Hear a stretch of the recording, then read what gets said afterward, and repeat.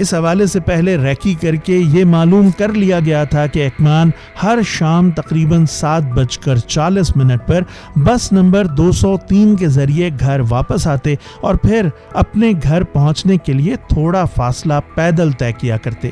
اس معمول کو مد نظر رکھتے ہوئے منصوبہ یہ بنایا گیا کہ اس آپریشن میں 2 کاریں حصہ لیں گی اور انہیں ایک کار میں اغوا کر لیا جائے گا۔